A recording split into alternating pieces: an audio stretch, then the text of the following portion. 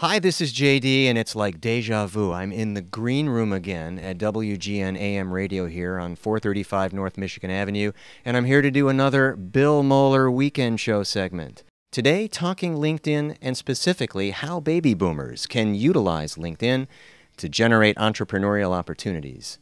Here we go. This is our last hour on WGN Weekend. I'm Bill Moeller. Let's talk about social media. Some people just don't get it. And I don't think they'll ever will. They look at things like Facebook as a big playpen for a lot of silly conversation and interaction. Instead of getting on the phone to chat about television, girlfriends or boyfriends, they're doing it on the internet. But a lot of older folks think that it's of no use to them. What's the practical sense of doing that? Our reflex response is to just do that, pick up the phone. But it is true that savvy social media users are seeing these platforms as tools for things like what Jeff Carroll and I were just talking about, career advancement, for interaction for business purposes. And in particular, for those kinds of things, they're using one specific medium. That's LinkedIn, launched just about 9 or so years ago. It's got about 140 million members. I'm among them. And by the way, did you know that one of the original investors in LinkedIn was Bain Capital? That's right, Mitt Romney's Bain Capital. Let's talk with J.D. Gershbein. He's the CEO of Owlish Communications, and if you saw him, you would know that that's the logical name for his business because you kind of look like an owl. You are all about the creative, the useful, and profitable use of LinkedIn. And I think we're going to have, in a sense, a LinkedIn lesson this early afternoon on a Saturday in Chicago. It really has come on, hasn't it? I mean, since the Wild IPO back in May of 2011, the awareness being paid to LinkedIn, especially by people in transition, the way that it has eclipsed Monster.com and CareerBuilder.com in the job market has been nothing short of extraordinary. Now, what you're so good at, though, is for the expansive use of LinkedIn. I can do basic things. I've got my profile, and I think it says I have 100% of what I can do that I have done. But there are groups you can join. You can leverage it in ways that are creative. And, in fact, that is the business model around which Owlish Communications operates. Where are most of us coming up short in the practical application of LinkedIn? A lot of the statistics on LinkedIn are a bit bloated because whereas we have 140 million users registered on the site, how many of them would you say are dedicated users? Yeah, I mean, people who are not dabbling. In other words, they're on it every day. They're tweaking their LinkedIn profile, which is the great tool in digital self-representation these days for business. They're trying to build robust communities by connecting with a few people here and there, but they're not really seeing the big picture on this as to how it can really help. I'm a passive user myself. It's there, and if there's a little change in my career, I'll add that as an update, and that's a helpful way to keep track of other people as their career, as their titles change and their experience changes. But there's so much more you can do, and I think Jeff Carroll and I were talking about boomers. Many boomers find themselves as the ones now out of work and having the hardest time getting back in. And you're saying this is a real tool that they can use for their advantage in that area.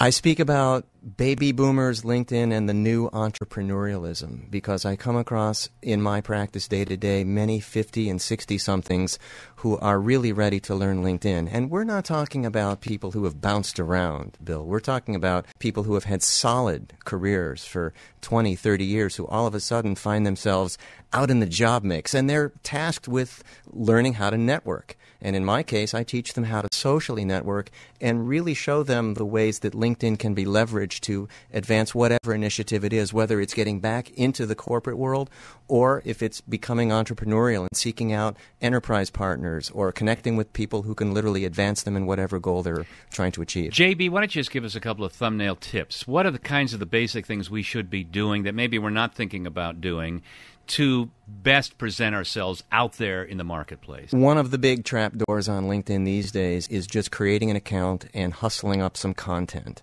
And I cut my teeth in the social business marketplace by showing people how to represent well, and by keywording a LinkedIn profile, by specifically targeting objectives, creating some value for others, and really creating client-centered content, what you can do for others, present tense, and how about what you tense. have done? Well, spotlighting accomplishments, but then you get into a little bit more resume speak. It's the what have you done for me lately concept. And if you're going the corporate route, if you're looking for work, to dovetail a resume, companies want to know what you can do for them now, not what you've done. What's your view on the number of recommendations is optimal? Some people have a couple, some have zillions. Good question, and I shoot for quality recommendations. I always tell people that the name and the company of the person who is endorsing them goes on their LinkedIn profile. It becomes part of their content. So there is a certain quality about who is recommending you, whether they can string a few sentences together, and whether they're really recommending you. So quantity as opposed to quality. I used to think maybe one recommendation for each 10 connections. So people by now who have been on LinkedIn 3-4 years, who have built up that 500-plus level of connections, having 20, 25 recommendations, I think, is a nice number. And from that, you can get a pretty fair sampling as to a person's capability. Jay, do you recommend that people consider the paid service on LinkedIn as opposed to the free that most of us are using? I absolutely think they should consider it, Bill. A couple reasons. But I will preface by saying that most people can accomplish everything that they want to on LinkedIn without paying a dime. But like a lot of technology, you have to pay to play. So if you really want to leverage this thing and really see what it can do, that's a paid subscription, and they have subscription levels that are very affordable to people, but for the bang for your buck, you walk away with the ability to do so much more on the site. Yeah, I had at one point around 1,000 contacts, and I cut that way back. But what I do, I send out show notices for this particular program we're on right now every week, and I go through, and I'm only limited to 50, but I'll do that. I'll send groups of 50 over and over and over, and it's a pain in the neck. My thumb starts hurting. Well, that's LinkedIn's stance on anti-spamming. Yeah. They want to make it more difficult for you to get the word out. They make you work for it. Absolutely. Now, if I had a paid subscription, would they let me send them a one notice to all contacts? No, just 50. Okay. I have a wish list of things I'd love to see on LinkedIn as well, but right now, the way the platform is expanding and the way they're creating this very rich user experience, the goal is to learn the site, to navigate the site. So as LinkedIn introduces these features, we become more acclimated to them. We've assimilated enough into LinkedIn culture where whatever change comes down the pike, and I don't hear of it before anyone else, I see it at the same time, it just kind of dovetails what we're doing, and we just integrate it. Well, the assumption is there's probably a lot more we can be doing to better using this platform to advance our own interests. And how can people get in touch with JD at Owlish? Well, gee, if only I had a website. And that address is? Well, I can be reached at www.owlishcommunications.com, and that's Owlish.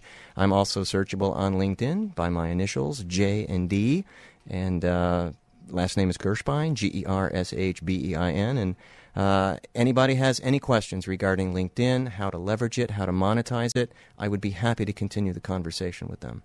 JD, thanks for conversing with us today on WGN. Anytime, Bill. Thanks for having me.